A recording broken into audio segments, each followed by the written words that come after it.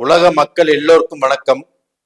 சுவிக்ஸா TV வாயிலாக நான் உங்கள் ஜி கோபால் பேசுகிறேன்.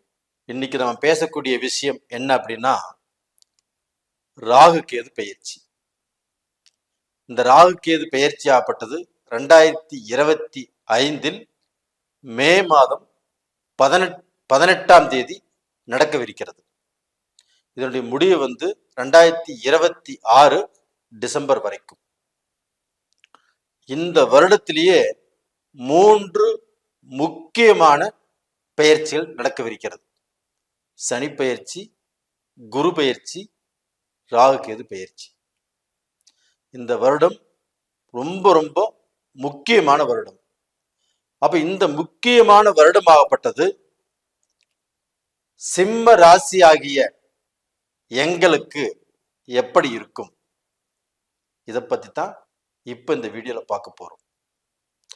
இப்ப சிம்ம ராசிக்காரங்களாகப்பட்டது இந்த ராகு கேது பயிற்சி. இந்த ராகு கேது பயிற்சி ஆகப்பட்டது ராகு 7ஆம் இடத்துக்கு வர்றாங்க. அதாவது மீனத்திலிருந்து பெயர்ச்சியாகி பின்னோக்கி கும்பத்துக்கு வர்றாங்க. மீனராசிக்கு 7ஆம் இடம். கேது பகவான் ஆகப்பட்டது கன்னியிலிருந்து பெயர்ச்சியாகி சிம்மத்துக்கு வர்றாங்க. முதலே எங்களுக்கு அஷ்டம சனி வருகிறதே அப்படிங்கிற பயத்துல, மனசு கஷ்டத்துல, மன குழப்பத்துல நாங்க இருக்கிறோம். இந்த சமயத்துல எங்களுக்கு ராகு 7ஆம் இடத்துல கேது ஜென்மத்துல எங்களுடைய வாழ்க்கையை குழப்பிருமா, எங்களுக்கு புத்தி பேதகம் பண்ணிருமா, எங்கனால ஒரு நல்ல முடிவு எடுக்க முடியாதா, ஒரு நல்ல வழியில போக முடியாதா, எங்களுக்கு நல்லதே நடக்காதா அப்படிங்கிற குழப்பத்துல நீங்க இருக்கிறீங்க. அந்த குழப்பத்துல தான் இந்த வீடியோ நீங்க பார்க்க போறீங்க. உங்களுக்கு இந்த ராகு கேதுனால ஏதாவது பிரச்சனை வந்துருமோ அப்படிங்கிற பயம் இருக்குதுன்னா, முதல் இந்த வீடியோவை பார்ப்பதற்கு முன்னால் அந்த பயத்தை எடுத்து ஒரு ஓரமா வச்சிருங்க. எனது ராகு கேதுனால உங்களுக்கு எந்த பிரச்சனையும் இல்லை. அது இந்த வீடியோல நான் தெளிவா சொல்றேன். அப்ப ராகு அப்படின்னா யாரு? யோககாரகன்.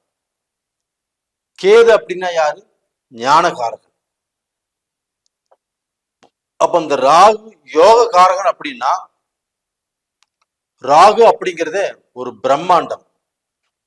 ஒருத்தருடைய வாழ்க்கைய புரட்டி போடக்கூடிய அளவுக்கு ஒரு திறமையை கொண்டது அந்த ராகு பகவான்.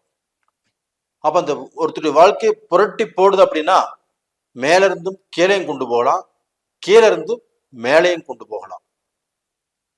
அப்ப எங்களுக்கு என்ன சார் பண்ணும் அப்படின்னா, உங்களுக்கு நல்லதைத்தான் பண்ணும்.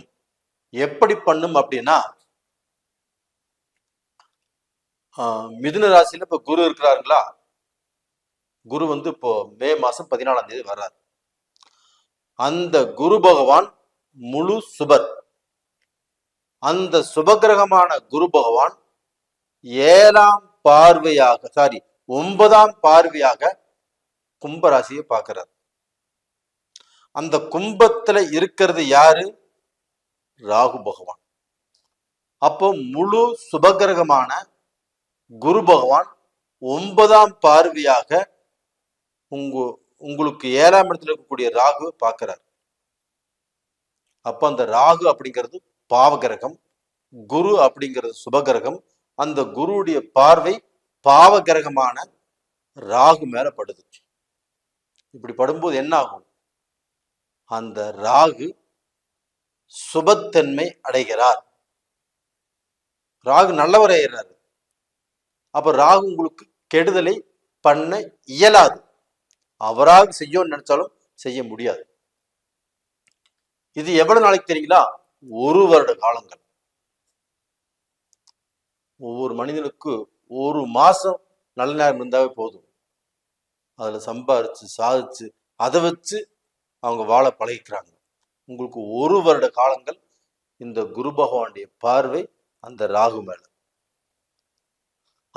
அப்ப அந்த சிம்மத்துக்கு அந்த 7ஆம் இடத்தில் இருக்கக்கூடிய அந்த ராகு பகவான் உங்க குடும்பத்துல பிரச்சனையை கொடுக்க மாட்டார். ஏன்னா 7ஆம் இடத்துல ராகு இருக்கிறாரு. அந்த 7ஆம் இடம் என்பது கலஸ்தரஸ்தானம். கலஸ்தரஸ்தானம் அப்படின்னா ஒரு ஆணும் பெண்ணும் அந்த உறவு முறைகள் அது இணையக்கூடிய டைம், இணையக்கூடிய காலம்.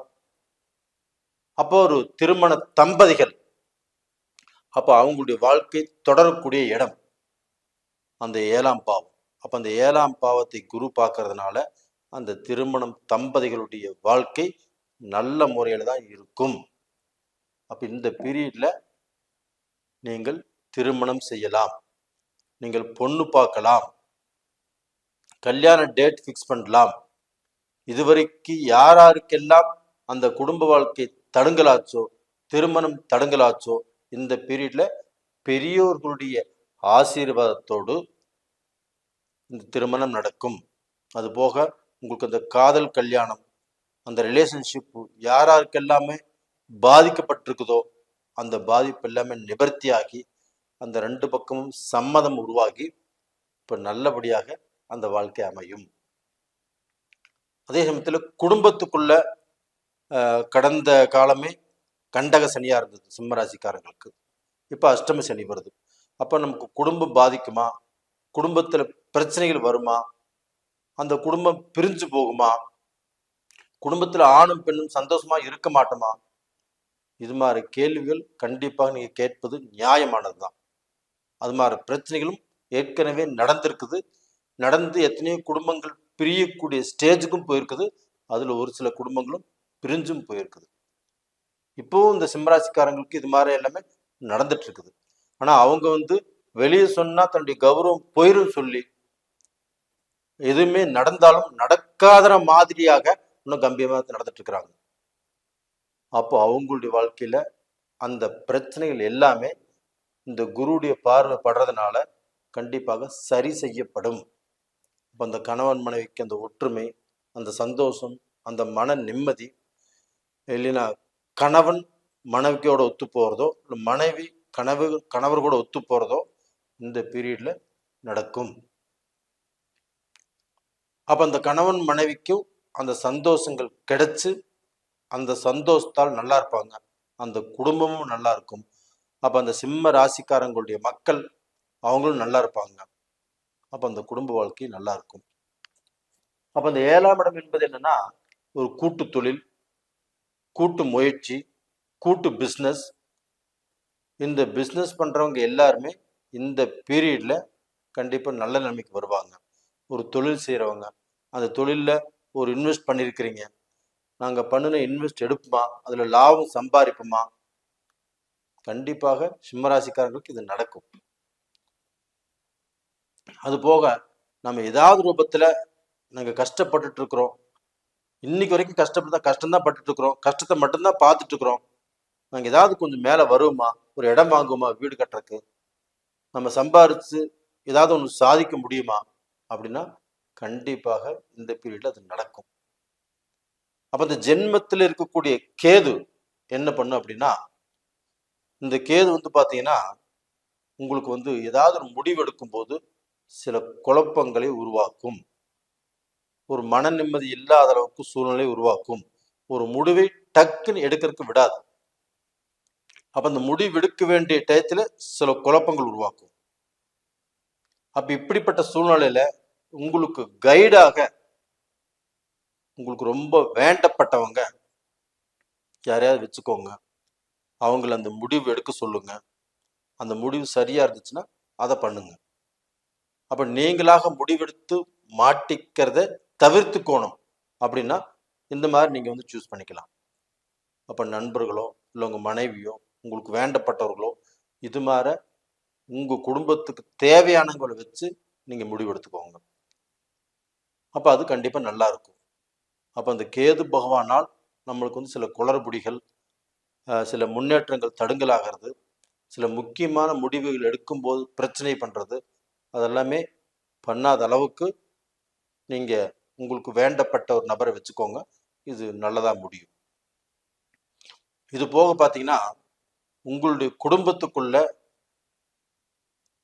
ஒரு அந்நிய நபர்களை யாரையுமே இன்டர்ஃபியர் ஆகிறதுக்கு விடாதீங்க. அப்போ அவங்கனால சில மனஸ்தாபங்கள், மனக்கஷ்டங்கள், நல்லா இருக்கக்கூடிய குடும்பத்தை கெடுக்கக்கூடிய சூழ்நிலைகள் உருவாகும்.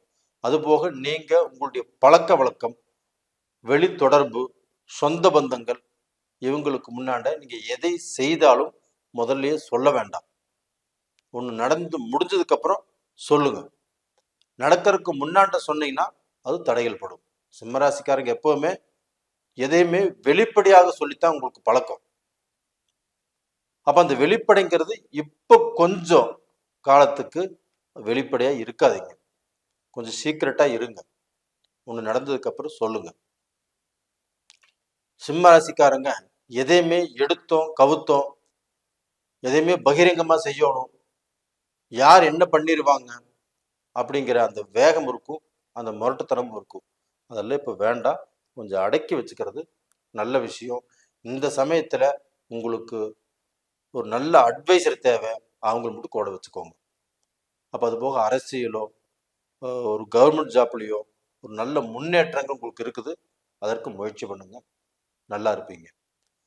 அப்போ டோட்டலாக பார்த்தீங்கன்னா இந்த பீரியடில் வெளிநாடு போகிறதோ, வெளிநாட்டில் சம்பாதிக்கும்னு நினைக்கிறதோ, வெளிநாட்டில் முதலீடு போடுறதோ இது எல்லாமே நல்லா இருக்குது, முயற்சி பண்ணுங்க. அப்போ டோட்டலாக பார்த்தீங்கன்னா இந்த பீரியட் ஆகப்பட்டது ராகு கேது பயிற்சி மூலியமாக சிம்ம ராசிக்காரர்கள் கெட்டு போறதுக்கு வாய்ப்பு இல்லை. நீங்க சம்பாதிப்பீங்க, நல்ல நிலைமைக்கு வரப்போறீங்க, உங்களுடைய வாழ்க்கை மாறப்போகிறது. நேயர்களே, இந்த பதிவு பிடிச்சிருக்குன்னு நினைக்கிறேன். பிடிச்சிருந்தா லைக் பண்ணுங்க, சப்ஸ்கிரைப் பண்ணுங்க, உங்க நண்பர்களுக்கும் இதை ஷேர் பண்ணுங்க.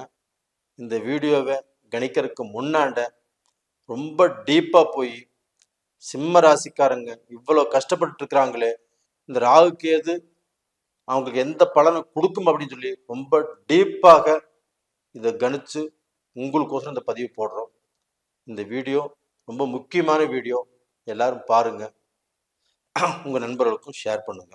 நீங்க இந்த சமயத்துல வழிபட வேண்டிய தெய்வம் எதுனா விநாயக பகவானை கெட்டியா பிடிச்சுக்கோங்க. ஏன்னா உங்க ஜென்மத்திலே இருக்கிறார். அப்ப அந்த விநாயக பகவான் மூலியமாக உங்களுடைய கஷ்டங்கள் கண்டிப்பாக தீரும். முடிஞ்சா பிள்ளையார்பட்டி ஒரு முறை போயிட்டு வாங்க. பிள்ளையார்பட்டி போக முடியாதவங்க அருகாமையில் இருக்கக்கூடிய விநாயக பகவானை திங்கட்கிழமை நாளில் அருகம்புல் வச்சு ஒரு சொம்பு தண்ணி விநாயகருக்கு ஊற்றி கும்பிட்டு வாங்க, அது போதும். நேயர்களே, அது போக உங்களுடைய ஜென்ம ஜாதகத்தையும் ஒரு முறை பார்த்துக்கிறது நல்லது, பார்த்துக்கோங்க. உங்களிடமிருந்து விடைபெறுவது உங்களின் ஜி கோபால். நன்றி, வணக்கம்.